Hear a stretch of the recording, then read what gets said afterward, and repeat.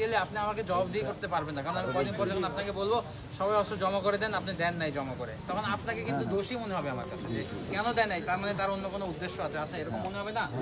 আর এই অস্ত্র যদি আপনার হাত থেকে চলে অন্য কারো কাছে চলে যায়, এটা কিন্তু আমার জীবনের জন্য হুমকি, আপনার জীবনের জন্য হুমকি। ঠিক আছে, আমি হয়তো আপনার সামনে এরকম খালি অবস্থায় আসতে পারতাম না, আমাকে একদম গিয়ার টিয়ার পরে আসতে হইতো যদি এই অস্ত্রগুলা অন্য কারো হাতে থাকতো যার ক্ষতি করার ইচ্ছা আছে। ঠিক আছে না, আপনাদের এই অস্ত্রগুলা দিয়ে হয়তো বা ব্যাংক ডাকাতি করতে পারে মানুষ, পারে না? তো আমি তো জানি না ভিতরে কি আছে, বাট সে হয়তো জানে তার মধ্যে কোনো গুলি নেই, আমি তো জানি না। আমার সামনে যে দাঁড়াবে আমি কি জানি তার অস্ত্রের মধ্যে কিছু আছে না নেই? আমি তো ভয় পাবো। আগ্নেয়াস্ত্রের সামনে কে ভয় পায়? সবারই ভয় থাকে, জীবনের ভয় সবারই আছে। তো এখন আপনাদের কাছে রিকোয়েস্ট, আপনারা যে কাজগুলো কন্টিনিউ করতেছেন কন্টিনিউ করে যান, ভেরি গুড। কারণ আমাদের পক্ষে এত কিছু দেখা সম্ভব না, কারণ আমাদের কাছে দিনে আমি যে 5 মিনিটের জন্য ফোন রেখে গেছি, আমার কাছে 21টা সব জায়গায় তো আমার মধ্যে যাওয়া সম্ভব না।